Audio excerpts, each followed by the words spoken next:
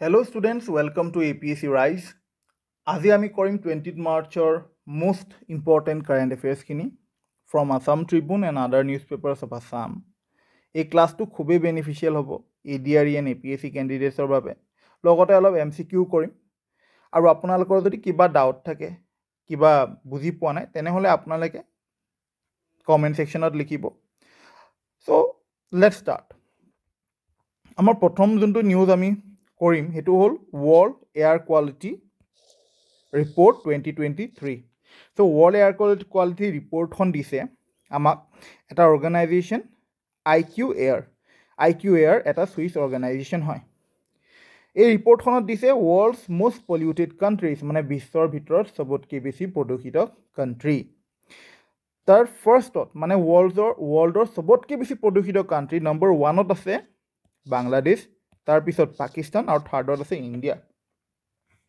আৰু এটা important fact, Delhi was named the world's most polluted capital city for the fourth time, মানে consecutively মানে last 4 years ধৰি দিল্লীখন worldৰ most polluted capital city হৈছে। Okay, আৰু important কথা হ'ল যে বেগুচৰাই বিহাৰ ইণ্ডিয়াৰ Begusarai, Bihar has become the world's most polluted urban area. বিশ্বৰ ভিতৰত সবতকৈ বেছি polluted urban area হ'ল Begusarai, Bihar. আৰু এতিয়া আমি শকিং নিউজটো গম পাম যে আমাৰ Guwahati has become the second most polluted city in the world. বিশ্বৰ ভিতৰত দ্বিতীয় স্থানত আছে city categoryত most polluted. So this is a very serious situation. আমাৰ কাৰণে বহুত ভয়াবহ condition, second most polluted city in the world Guwahati. Okay, এটা তাৰ লগত কিছুমান ইম্পৰ্টেণ্ট ফ্যাক্ট কৈছে যে গুৱাহাটীৰ যোনটো এনুৱেল পাৰ্টিকুলেট মেটাৰ 2.5 আছে সেইটো 2022 চনত 51 আছিল আৰু 2023 চনত 105.4 হৈ গ'ল। দ্যাট মিন্স অলমোষ্ট ডাবল হৈছে আৰু আমাৰ গুৱাহাটী সিটিৰ যোনটো পাৰ্টিকুলেট মেটাৰ 2.5 আছে তাৰ কনচেন্ট্ৰেশন হায়াৰ হয়, বেছি হয়, নিউ দিল্লীতকৈও বেছি হয়। তো নিউ দিল্লী হৈ গ'ল world's most polluted capital city আৰু world most polluted capital cityতকৈও আমাৰ পাৰ্টিকুলেট মেটাৰৰ কনচেন্ট্ৰেশন বেছি হয়। সো এটা পাৰ্টিকুলেট মেটাৰ কৈ আছো, কিন্তু পাৰ্টিকুলেট মেটাৰ হয় কি? So particulate matter are solid particles or liquid droplets in the air. Okay, কেনেকৈ হয় পাৰ্টিকুলেট মেটাৰটো বনে কেনেকৈ? জেনেৰেলি পাৰ্টিকুলেট মেটাৰ দুটা টাইপৰ থাকে, এটা হ'ল লাৰ্জাৰ পাৰ্টিকলছ আৰু আনটো হ'ল স্মলাৰ পাৰ্টিকলছ। লাৰ্জাৰ পাৰ্টিকলছবিলাক আমি সইলৰ পৰা ডিৰাইভ কৰোঁ আৰু স্মলাৰ পাৰ্টিকলছ যেনে ফসিল ফুইল বাৰ্ণ হ'ল, কম্বাশ্যন হ'ল, আমাৰ যেনেকৈ আমি গাড়ী চলাইছোঁ ধোঁৱা ওলাইছে, তাৰ পৰা সেই ধোঁৱাবিলাকৰ লগত কিছুমান পাৰ্টিকুলেট মেটাৰ ওলায়। ওলাল সেই তাকে লেখা হৈ আছে combustion of fossil fuels such as petrol in automobiles, diesel in trucks, coal use in the power plants. আমি আমাৰ পাৱাৰ প্লেণ্টছবিলাকত কোল বাৰ্ণ কৰোঁ, পানী গৰম কৰি পেলাই আমি লাষ্টত আমি ইলেক্ট্ৰিচিটি প্ৰডিউচ কৰোঁ। তো সেই কোল বাৰ্ণ কৰি পেলাই আমাৰ তাৰ পৰা পাৰ্টিকুলেট মেটাৰ ওলায়। আমাৰ ডিজেল ট্ৰাকবিলাকৰ পৰা ওলায়। আৰু এটা ইম্পৰ্টেণ্ট ইনফৰমেশ্যন মই দিয়াটো ভাবোঁ ইম্পৰ্টেণ্ট হ'ব, আহি যাব পাৰে পৰীক্ষাত, যিহেতু পাৰ্টিকুলেট মেটাৰৰ ওপৰত এইটো নিউজ হৈছে আৰু গুৱাহাটীত আমাৰ পাৰ্টিকুলেট মেটাৰ 2.5ৰ কনচেন্ট্ৰেশন বহুত বেছি হাই। তো সেইকাৰণে ক'ব বিচাৰোঁ যে পাৰ্টিকুলেট মেটাৰ দুটা টাইপৰ থাকে, এটা হ'ল পাৰ্টিকুলেট মেটাৰ 2.5 আৰু এটা হ'ল particulate matter 10। Okay, particulate matter 2.5টো পাৰ্টিকুলেট মেটাৰ 10তকৈ সৰু হয়। ওকে, যদি আমি কওঁ আমাৰ চুলিৰ যোনটো থিকনেছ সিমানেই হয়, পাৰ্টিকুলেট মেটাৰ 2.5ৰ থিকনেছটো অলমষ্ট আমাৰ চুলিৰ নিচিনা হয় বা তাতকৈ অকণমান কম হ'ব পাৰে 2.5। সেইটো কাৰণে আমি কওঁ পাৰ্টিকুলেট মেটাৰ 2.5 আৰু 2.5তকৈ যোনবিলাক ডাঙৰ হয় অলমষ্ট 10 হয়গৈ, সেইবিলাক হৈ গ'ল তোমাৰ পাৰ্টিকুলেট মেটাৰ 10। আৰু এই ৰিপৰ্টখনত কি দিছে ইয়াতে কৈছে যে climate conditions and transboundary haze were major factors in Southeast Asia where particulate matter 2.5 concentrations rose in nearly every country. ইয়াতে চিম্পলি এইটোৱে কৈছে যে particulate matter 2.5 বাহাত মেইন কাৰণ হ'ল ক্লাইমেট কণ্ডিশ্যনছ আৰু ট্ৰান্সবাউণ্ডাৰী হেজ মানে হ'ল কি, তোমালোক গুৱাহাটীত আহি পেলাই কেনেকুৱা ফিল হয়, যোনটো বাতাৱৰণ কেনেকুৱা হয়, লাইক খুবেই বেছি ধোঁৱা টাইপৰ ফিল হয় বতাহটো, ধোঁৱা ধূলি খুব উৰি থাকে। তো তো সেইটোৱে হ'ল ট্ৰান্সবাউণ্ডাৰী হেজ অ'কে নেক্সট পইণ্টটো কৈছে যে measured in micrograms per cubic metre particulate matter 2.5 is one of the 6 common pollutants monitored and regulated by environmental agencies worldwide due to the significant impacts of human health and the environment.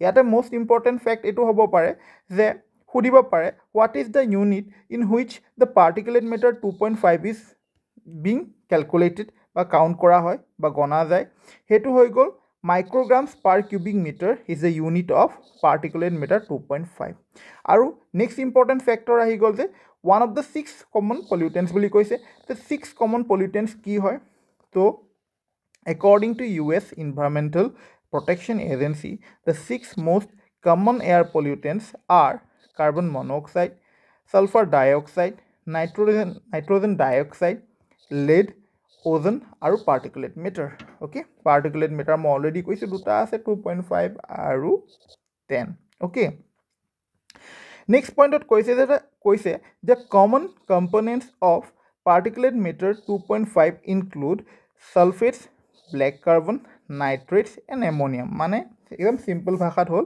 যে particulate matter 2.5ত কি থাকে ছালফেটছ থাকে black carbon থাকে nitrates থাকে আৰু ammonium থাকে anthropogenic sources of particulate matter 2.5 মানে anthropogenic sources মানে man-made sources of particulate matter 2.5 are combustion engines industrial processes power generation coal and wood burning agricultural activities and construction একদম simple কথা মই already বুজাইছো কেনেকৈ আমি গাড়ী চলাওঁ ওকে তাৰ পৰা ধোঁৱা ওলাই তো সেই ধোঁৱাবিলাকত পাৰ্টিকুলেট মেটাৰ থাকে ইণ্ডাষ্ট্ৰিয়েল প্ৰচেছেছ ইণ্ডাষ্ট্ৰিজবিলাকত দেখিছা চিমনিৰ পৰা বহুত ধোঁৱা ওলাই থাকে ডাঙৰ ডাঙৰ চিমনিৰ পৰা ধোঁৱা ওলাই থাকে তো আমি তাত দেখিছোঁ পাৱাৰ জেনেৰেশ্যনৰ কথাটো মই বুজাইছোঁ অলৰেডি কোল বাৰ্ণ কৰা হয় থাৰ্মেল পাৱাৰ প্লেণ্টছবিলাকত তো তাৰ পৰা পাৰ্টিকুলেট মেটাৰ ৰিলিজ হয় কোল এণ্ড উড বাৰ্ণিং গম পাইছা এগ্ৰিকালচাৰেল এক্টিভিটিজ গম পাইছোঁ যেনেকৈ ফৰ এক্সাম্পল ষ্টাবল বাৰ্ণিং হয় তাৰ পৰা পাৰ্টিকুলেট মেটাৰ ৰিলিজ হয় আৰু কনষ্ট্ৰাকশ্যনৰ কামত পাৰ্টিকুলেট মেটাৰ ৰিলিজ হয় তো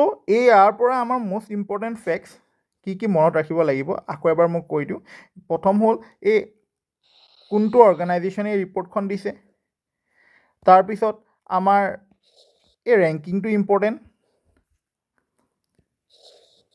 Begusarai Bihar world's most polluted urban area গুৱাহাটীৰ ৰেংকিংটো important second most polluted city in the world এই চাৰিটা ফেক্ট এই চাৰিটা পইণ্ট খুবেই বেছি ইম্পৰ্টেণ্ট হ'ব আহিব লগা এক্সামছবিলাকত এনি কম্পিটিটিভ এক্সামছত আৰু মই ভাবোঁ APSCৰ পাৰ্সপেক্টিভত এইকেইটা ষ্টেটমেণ্ট আৰু এইখিনি ষ্টেটমেণ্ট বহুতে বেছি ইম্পৰ্টেণ্ট কাৰণ APSCত আজিকালি ষ্টেটমেণ্ট বেছ কুৱেশ্যন আহে তো এই ষ্টেটমেণ্টকেইটা জানা ইম্পৰ্টেণ্ট আমাৰ নেক্সট টপিক হ'ল লোকপাল এণ্ড লোকায়ুক্ত তো ইয়াতে এটা নিউজ আহিছিল যে আসাম ট্ৰিবিউনত আজি Lokpal ask CBI to probe case for query charges against TMC and Moa Moitra okay ইয়াতে ইম্পৰ্টেণ্ট নিউজটো একেবাৰে ইম্পৰ্টেণ্ট নহয় ইম্পৰ্টেণ্ট হ'ল লোকপাল আৰু CBI এই দুটা ইনষ্টিটিউশ্যন ইম্পৰ্টেণ্ট হয় তো আজি আমি CBI ডিছকাছ নকৰোঁ আমি লোকপাল ডিছকাছ কৰিম তো লোকপালৰ পৰা ডাইৰেক্ট কুৱেশ্যন আহিব পাৰে and one of the most important topic for upcoming competitive exam হ'ল যে who is the current Lokpal of India The current Lokpal of India is Ajay Manik Rao Khanwilkar. Our next important question hoy gol de who is the first Lokpal of India? First Lokpal of India hoy gol Sri Justice Pinaki Chandra Ghosh. So eketa ADRE hok any other competitive exam hok ei duta fact mukhosto koribo lagiboi current Lokpal kon hoy first Lokpal kon hoy okay aru tar pisot hoy gol the term of the office of Lokpal chairman and members is 5 years or 70 years এইটো একদম direct fact তো ইয়াৰ পৰা আমি অলপ হিষ্ট্ৰীটো চাওঁ Lokpal and Lokayukta বৰ বেছি important নহয় ADRE কাৰণে কিন্তু APSCৰ পাৰ্সপেক্টিভৰ পৰা বহুত বেছি ইম্পৰ্টেণ্ট যে the Lokpal and Lokayukta act 2013 provided for the establishment of Lokpal for the union and Lokayukta for the states.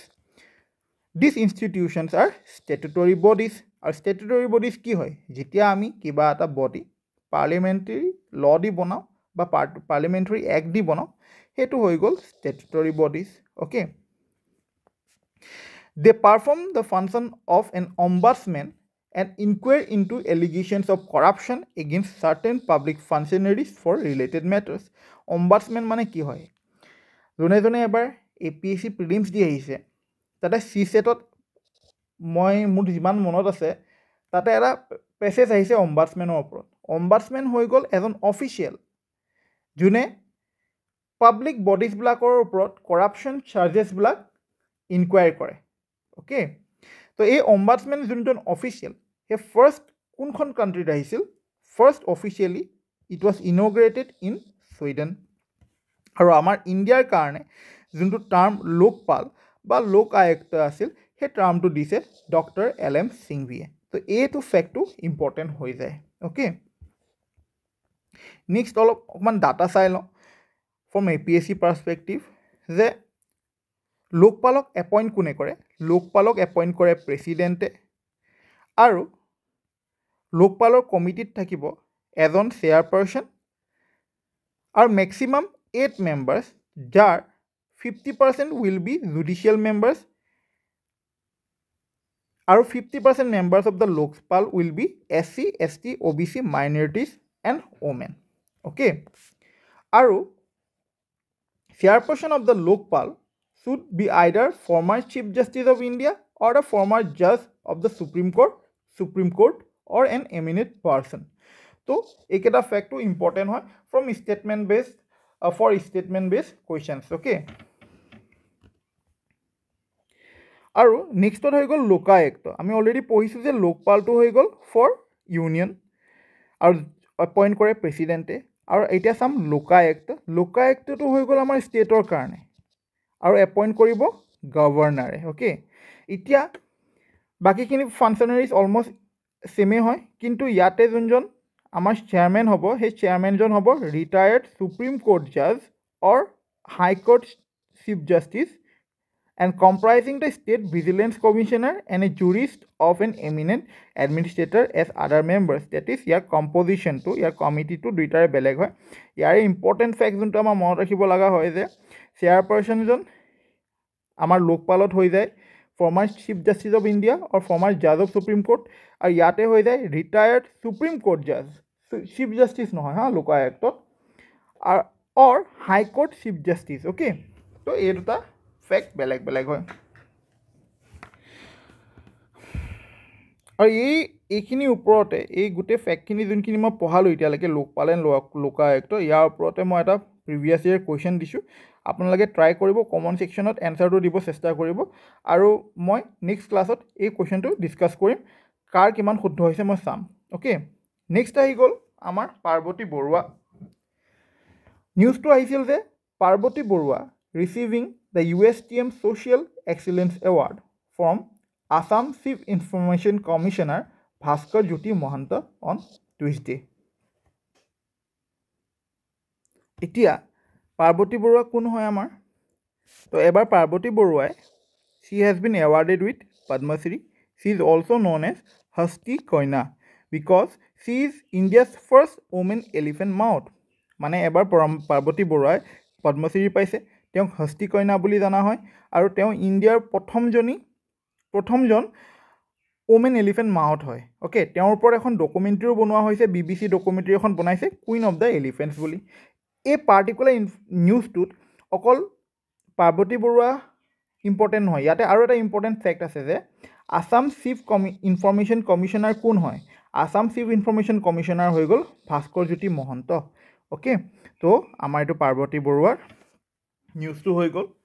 Next আহি গ'ল, নেক্সট যোনটো নিউজ দিছিল central reserve police force personal during celebration of 85th raging day of CRPF in Prayagraj on Tuesday. Okay, তো এই নিউজটো particularly important নহয়, কিন্তু important হৈ গ'ল আমি জানিব লগা যে চেণ্ট্ৰেল আৰ্ম পুলিচ ফ'ৰ্চেছ আমাৰ কেইটা আছে. তো চেণ্ট্ৰেল আৰ্ম পুলিচ ফ'ৰ্চেছ আমাৰ 7টা আছে. 7টা কি কি? Assam rifles, border security force, central industrial security force, central reserve police force, Indo Tibetan border police, national security guard আৰু সশস্ত্ৰ সীমা বল. ইয়াৰ ভিতৰত চবতকৈ বেছি ইম্পৰ্টেণ্ট হৈ গ'ল Assam rifles, because Assam rifles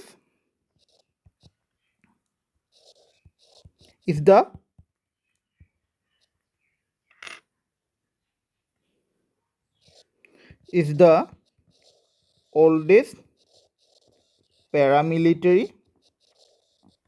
আৰু ইয়াৰ এটা ইণ্টাৰেষ্টিং ফেক্ট আছে যে আছাম ৰাইফলছৰ ডুৱেল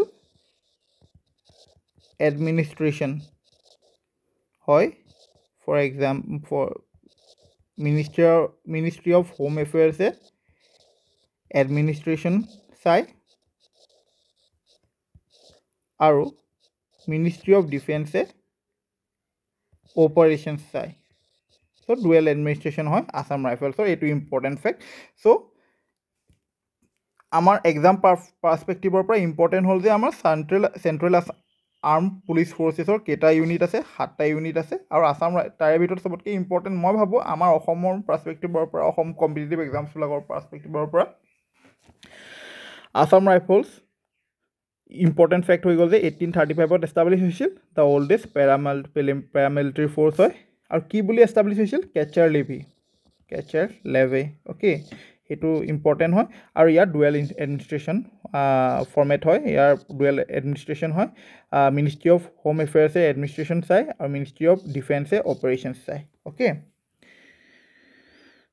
ইয়াৰ পিছত আমি চাম কিছুমান MCQ যোনবোৰ মই আছাম ট্ৰিবিউনৰ পৰা আনিছোঁ আপোনালোকৰ বাবে তো তাতে এটা ব্ৰাজিলৰ পৰা এটা নিউজ আছিল তো নিউজটো বৰ বেছি ইম্পৰ্টেণ্ট নহয় কিন্তু ব্ৰাজিলৰ বিষয়ে জানাটো আমাৰ ইম্পৰ্টেণ্ট হয় কাৰণ আমাৰ এক্সামছবিলাকত স্পেচিয়েলি ADRE বা আদাৰ কম্পিটিটিভ এক্সামছবিলাকত আমাক এখন কাণ্ট্ৰিৰ কেপিটেল তাৰ কাৰেঞ্চি সোধা হয় তো তাৰ পৰা মই কুৱেশ্যনটো বনাই দিছোঁ আপোনালোকে ট্ৰাই কৰক মই 20 ছেকেণ্ডছ দিছোঁ আপোনালোকে কমেণ্টত সেই এনচাৰটো লিখক আৰু চাওক শুদ্ধ হয় নে নহয় কুৱেশ্যনটো হ'ল which of the following pairs is related to Brazil option A Quito US dollar Brasilia real Buenos Aires peso Santiago Chilean peso 20 seconds.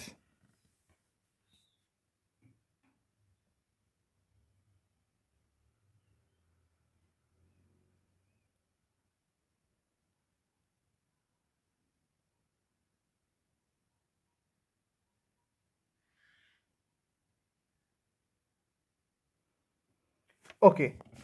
ইয়াৰ শুদ্ধ উত্তৰটো হ'ল ব্ৰাজিলিয়া ৰিয়াল অপশ্যন বি তো ব্ৰাজিলিয়া হৈ গ'ল ব্ৰাজিলৰ কেপিটেল আৰু ৰিয়াল হৈ গ'ল ব্ৰাজিলৰ কাৰেঞ্চি বুয়েনছ এয়াৰ্ছ হৈ গ'ল আৰ্জেণ্টিনাৰ কেপিটেল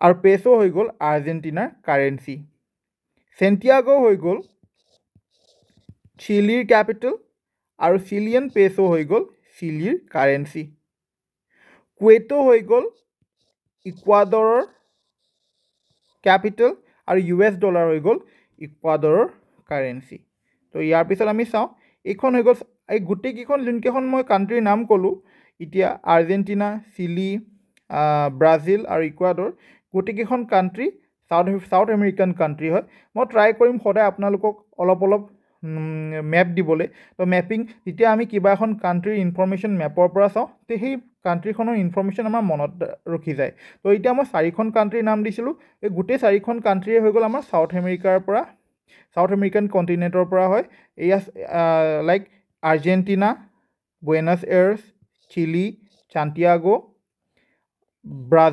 ব্ৰাজিলিয়া ইকুৱেডৰ কুৱেটো আৰু ইয়াৰ পৰা ইম্পৰ্টেণ্ট কি আছে চাউথ আমেৰিকাত আমাৰ কোনটো মাউণ্টেইন ৰেঞ্জ আছে ক'ব পাৰিব আপোনালোকে অ'কে চাউথ আমেৰিকাত আমাৰ আছে এণ্ডিছ মাউণ্টেইন ৰেঞ্জ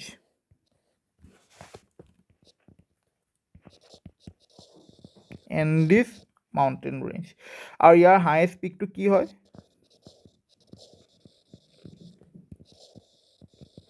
ইয়াৰ হায়েষ্ট পিকটো হয় Aconcagua okay Andes mountain range থাকে আৰু ইয়াৰ হায়েষ্ট পিকটো হ'ল অকনকাগুৱা আৰু this is very important for your upcoming examinations okay এনেকুৱা ফেক্টবিলাকেই আহে কাণ্ট্ৰিবিলাকৰ কেপিটেল সুধি দিব পাৰে, মেটচ দ্য ফলোইং দি দিব পাৰে, কোনটো মাউণ্টেইন ৰেঞ্জ কোনখন কণ্টিনেণ্টত আছে তেনেকুৱা কুৱেশ্যন আহিব পাৰে। তো আজি আমি এটা শিকিলোঁ যে এণ্ডিছ মাউণ্টেইন ৰেঞ্জটো আছে আমাৰ ছাউথ আমেৰিকাত। অ'কে, আৰু ছাউথ আমেৰিকাত ইম্পৰ্টেণ্ট কি আছে?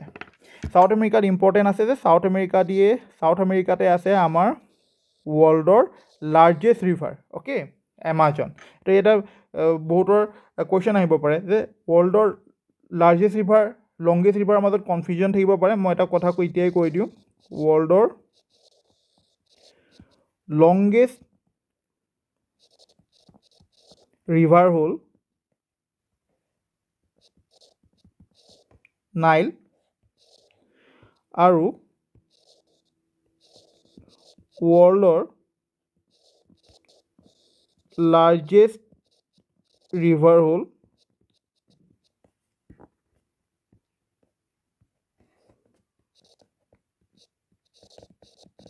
এমাজন। তো লংগেষ্ট ৰিভাৰ ৱৰ্ল্ডৰ হৈ গ'ল নাইল, আৰু নাইল আছে তোমাৰ ইজিপ্তত, আৰু ৱৰ্ল্ডৰ লাৰ্জেষ্ট ৰিভাৰ হ'ল এমাজন, আৰু এমাজন আছে ছাউথ আমেৰিকান কণ্টিনেণ্টত। অ'কে, তো দিছ আৰ দ্য ইনফৰ্মেশ্যনছ। ট্ৰাই কৰিবা এই মেপখন চাবলৈ, কি কাণ্ট্ৰি আছে, কেইখন কাণ্ট্ৰি আছে। 12খন কাণ্ট্ৰি আছে মষ্ট প্ৰবেবলি। অ'কে, কাণ্ট্ৰিবিলাক চাবা, তাৰ কেপিটেলছবিলাক চাবা। এই কেপিটেলছবিলাক ষ্টাৰ মাৰ্ক দিয়া হৈছে, এই কেপিটেলছবিলাক চাবা। কিন্তু মই ভাবোঁ ইম্পৰ্টেণ্ট যোনকেইখন কাণ্ট্ৰিৰ কেপিটেল আৰু কাৰেঞ্চি লাগিছিল, মই ইয়াতে ছাউথ আমেৰিকান কাণ্ট্ৰিজবিলাকৰ মই অলমষ্ট দিয়ে দিছোঁ। এই 4খন ইম্পৰ্টেণ্ট কাণ্ট্ৰি হয় ছাউথ আমেৰিকাৰ পৰা। আৰু মাউণ্টেইন ৰেঞ্জটো মই বুজাই দিলোঁ, কোনখন নদী যায়, ৱৰ্ল্ডৰ লাৰ্জেষ্ট ৰিভাৰ কি হয়, গোটেইখিনি মই বুজাই দিছোঁ। তো আই থিংক ছাউথ আমেৰিকা আমাৰ অলমষ্ট হৈছে। আৰু নেক্সট যোনটো নিউজ আহিছিল মায়ানমাৰৰ পৰা আহিছিল যে তাৰে ৰোহিংগিয়াৰ কিছুমান এটা মুছলিম অৰ্গেনাইজেশ্যনৰ ওপৰত মিলিটাৰী ষ্ট্ৰাইক হৈছে। তো তাৰ পৰা এটা MCQ বনাই দিছোঁ, the Rohingyas belong to which of the following countries. এনেকৈ আহিব পাৰে, কাৰণ এবাৰ APSCটো আহিছে। প্ৰশ্নটো আছিল যে ৰিয়াং ট্ৰাইবটো কোনটো ষ্টেটৰ হয়, কোনটো ষ্টেটৰ পৰা বিলং কৰে। তো এনেকুৱা টাইপৰ মেটচ দ্য ফলোয়িং কুৱেশ্যন আহিছিল। তো এনেকুৱা কুৱেশ্যন আমাৰ ADRটো আহিব পাৰে যে ৰোহিংগিয়া কোনখন কাণ্ট্ৰিৰ পৰা বিলং কৰে। তো ইয়াৰ শুদ্ধ উত্তৰটো হ'ল মায়ানমাৰ। এবাৰ চাই লওঁ ৰোহিংগিয়াৰ বিষয়ে অকণমান চাই লওঁ, অলপ ইনফৰ্মেশ্যন জনাটো ভাল হয়। যে ৰোহিংগিয়াবিলাক ক'ৰ হয়? Rakhine state of Myanmar. এইখন মায়ানমাৰ হয়, মায়ানমাৰৰ ৱেষ্টাৰ্ণ মষ্ট প্ৰভিন্স ৰাখাইন ষ্টেটত ৰোহিংগিয়াছবিলাক থাকে। আৰু তেওঁলোক according to United Nations they are the most persecuted minorities in the world. মানে ঘটনাটো কি হৈ আছে, মায়ানমাৰ হৈ গ'ল is a country with Buddhist majority, আৰু ইয়াতে যোনটো ৱেষ্টাৰ্ণ প্ৰভিন্স হয় তোমাৰ মায়ানমাৰৰ ৰাখাইন ষ্টেট, ইয়াতে থাকে তোমাৰ মুছলিম মাইনৰিটি। তো আল্টিমেটলি দিছ বুদ্ধিষ্ট মেজৰিটি কয় যে দিছ বুদ্ধিষ্ট মেজৰিটি আৰ পাৰ্চিকুৱেটিং দিছ মুছলিম মাইনৰিটি। ইনফেক্ট তেওঁলোকক ষ্টেটলেছ ডেক্লেয়াৰ কৰা হৈছে, যে তেওঁলোকক কোৱা হৈছে যে তেওঁলোক মায়ানমাৰৰ নহয়, এই ৰোহিংগিয়াবোৰ মায়ানমাৰৰ নহয়। তো আল্টিমেটলি বাংলাদেশ গভৰ্ণমেণ্টে এতিয়া কি কৰিছে, তেওঁলোকক বাচান চাৰ আইলেণ্ডত থাকিবলৈ দিছে। ৰোহিংগিয়া ৰিফিউজিবিলাকক বাচান চাৰ আইলেণ্ডত থাকিব দিছে। ডেট মিনছ এতিয়া ৰোহিংগিয়াবিলাক তাৰ পৰা ইমান বেছি হাইলি পাৰ্চিকুৱেটেড হয়, তেওঁলোক আহি বাংলাদেশ পাইছেহি। এণ্ড তাৰে বাংলাদেশ গভৰ্ণমেণ্টে এটা আশ্ৰায়ান প্ৰজেক্ট চলাইছে, য'ত বাচান চাৰ আইলেণ্ড এটা আছে, তাতে ৰোহিংগিয়া ৰিফিউজিবিলাকক থাকিব দিছে বাংলাদেশ গভৰ্ণমেণ্টে। অ'কে, এতিয়া আমি লাষ্ট দুটা MCQ মই আপোনালোকক হোমৱৰ্ক দিছোঁ। প্ৰথম প্ৰশ্নটো হ'ল who is popularly known as Bangabandhu. অপশ্যনকেইটা দিয়া হৈ আছে। নেক্সটটো হ'ল who is the new chief information commissioner of Assam. অপশ্যনকেইটা দিয়া হৈ আছে, আপোনালোকে ট্ৰাই কৰক, কমেণ্টত এনচাৰটো দিব। আৰু যদি নোৱাৰে মই কাইলৈ নেক্সট ভিডিঅ'ত মই আপোনালোকৰ লগত এই কুৱেশ্যনটো ডিছকাছ কৰিম। ইনফেক্ট মই চিফ ইনফৰ্মেশ্যন কমিশ্যনাৰৰ ওপৰত ভালকৈ ডিছকাছ কৰিম। আৰু আশা কৰিলোঁ আপোনালোকে ভিডিঅ'টো ভাল পাইছে। এই PDF টো আপোনালোকে পাই যাব আমাৰ টেলিগ্ৰাম চেনেলৰ লিংকটো দিয়া হৈ থাকিব আপোনালোকৰ কমেণ্টছত। ত' আজিৰ কাৰণে ইমানে। Thank U.